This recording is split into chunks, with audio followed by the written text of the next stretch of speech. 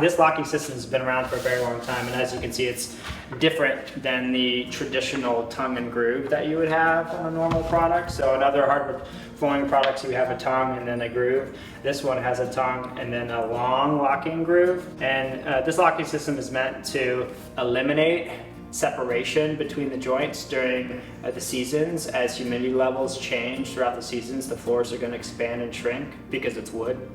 And this eliminates that because they lock together and hold everything tight. It also allows for an easier installation as well. So I'll show you how this works. So traditional tongue and groove hardwood floors would slide horizontally, where this one, since you have a small lip, you have to lift it at a 20 to 30 degree angle. And you can see if I lift it and just sit it in here, it'll just kind of hang out. And I can easily push this one because this is just a cut board that we're showing, but I can push this down with my hands. And you can kind of work it down and it just installs. Or if it's a longer board, you have this tapping block. And it's always, I think, beneficial to work on top of the material because you can use the weight to drive it down and then the tapping block to drive it in. And that just ensures a tight lock, no seam here, and you can get, obviously, a strong locking system. You can actually lock two boards together and hang a car from them. That's how strong the locking joint is.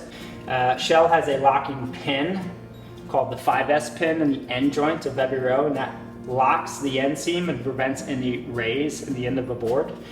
This pin can move. Typically it comes out of the box aligned with the wear layer, but maybe it moved in shipping and you can just realign it right with the wear layer. It also comes out, but you don't really want to take it out. So we'll align it with the wear layer. And we're going to put this next board in, and so you put it at that 20 to 30 degree angle, and you slide it all the way down so it meets the end seam of the previous board. You don't want any gap there. And again, using the tapping block,